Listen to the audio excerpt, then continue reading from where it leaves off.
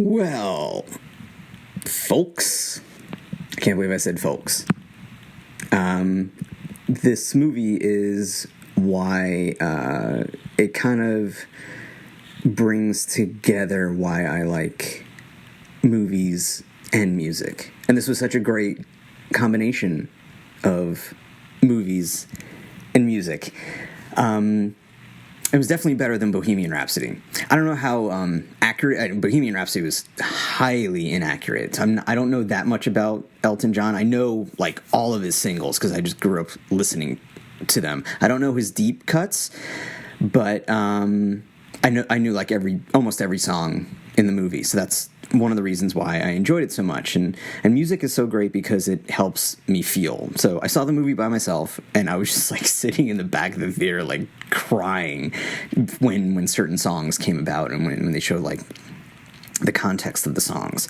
So the movie did that really well. Tarin Egerton was fantastic as Elton.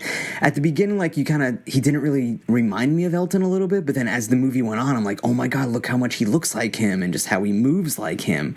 And I think that was his real voice, but it didn't matter. You know, whoever that voice was, you know, captured, it wasn't Elton's voice, but it captured, you know, the spirit. And it was good to have, you know, to have it be a little different because it was a movie about Elton, but not, you know, have it be so far off because, you know, it is still an Elton John movie.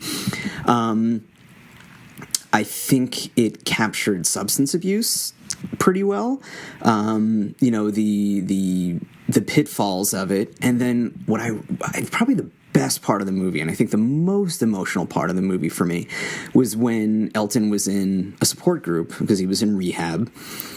And it showed, you know, the whole movie was kind of like his mind in a way, I'm guessing, you know, and it just an exaggeration of the songs, you know, and it had all this wild imagery, which was done fantastically.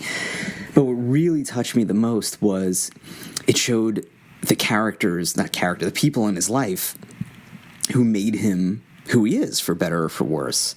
So it showed his mom, his dad, his stepfather, his mother's boyfriend, his grandmother, Bernie Taupin. And then, you know, so his manager, John Reed, and it just showed what they think of Elton or what Elton thinks they think of him. But ultimately, they are people in Elton's mind, even though they're real people. They represent what's going on in Elton's mind, you know, whether it's true or not. But then what was the most touching was when the child Elton comes to him, and I think the child asked the adult Elton for a hug, and that's kind of what Elton, growing up, it shows his abandonment issues. He just wanted to be loved, and all of the fame and all of the stardom, you know, people loved him, but they didn't love him because they didn't know him. They just loved a part of him, a fantastic part of him. But it was the real him that Elton was looking for. And it's so important, you know, I think with any mental illness, but especially with substance abuse, loving oneself, and especially yourself of the past, forgiving oneself if you feel that you've done something wrong. But even if you didn't, having that compassion for yourself. And I thought this scene just illustrated that beautifully, more than any other elaborate scene in the movie, and there were plenty. This was the one where I was like, oh my God, they got it. They got it. You know, and the biopics now, and like just from... You watch any documentary, especially behind the music, it's the rise, the fall, and the rise of the artist. And this movie wasn't different in that respect. It captured that. And it did it well, you know, and it did it in a unique way, even though it had the cliches of, you know, of a person like Elton, his life. I think my only criticism of the movie that it needed to be long. It was a pretty long movie, but it needed to be longer. I wish they would have went into, and I understand why they didn't, but because it just showed how he rose up, and it showed the rise and it stopped at the rise. But it would have been nice to see like the stuff he did in the '90s and the early 2000s. Working on The Lion King and doing some other things, or meeting his husband, and showing that love story. But it would have been like a 19-hour movie. So they just had to. I thought it ended quick, and I'm Still Standing. The movie that it ended on isn't at least one of my favorite Elton songs. So it was like, oh, you're ending on that song. There was a period of Elton John music where it was like, the 80s is highly commercial and didn't have as much meaning as, say, like, Your Song or Oh My God or Goodbye Yellow Brick Road. I wish it would. I wish it would have ended on a better song. But aside from that, I enjoyed it. I saw it in the movie theater, and I live in a pretty conservative area of Long Island. There are, I'm very much a liberal. So there are liberal patches, of course, just like any place, but it's kind of like a deep red place.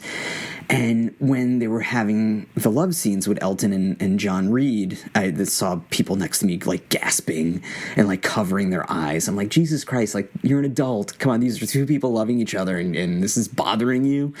So it shows, at least where I live, and I'm not going to stay there forever. I'm not. After I graduate grad school, I'm gone. But it just goes to show you have some catching up to do, even with someone like Elton John, so you can only imagine.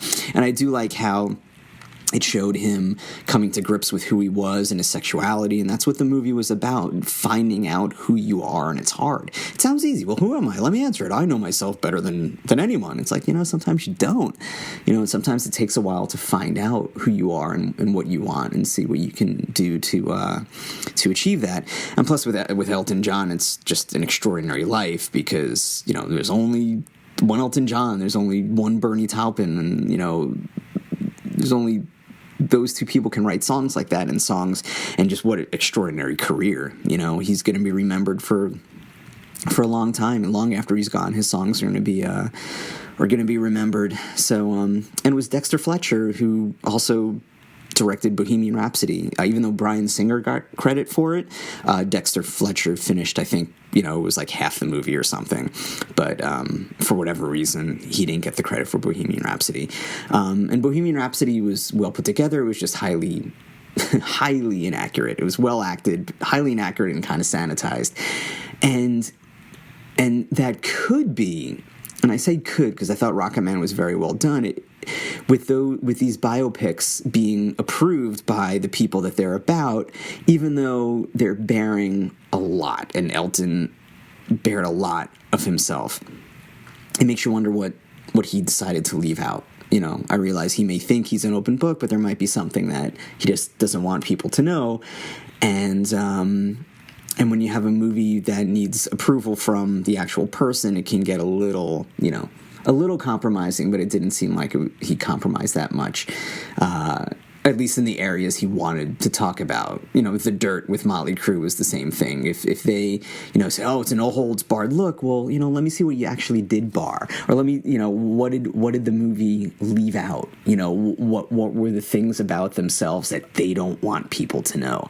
So, maybe after Elton's gone, there could be something, or I'm sure there's some kind of unauthorized thing that's out there, and who knows how true that is. So, there's always three sides. Well, not always, but, there's three sides to every story, yours, mine, and the truth. But regardless, even if you're not an Elton John fan, just, the story spiced up with the movie making and the cinematography and the directing and, of course, the acting and the music was really well done. So I definitely recommend it. So I think that's it. I'm tired.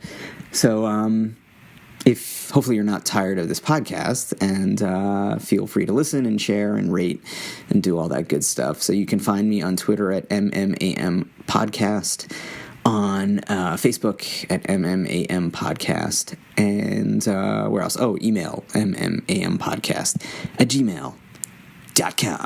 All right, everybody. Bye.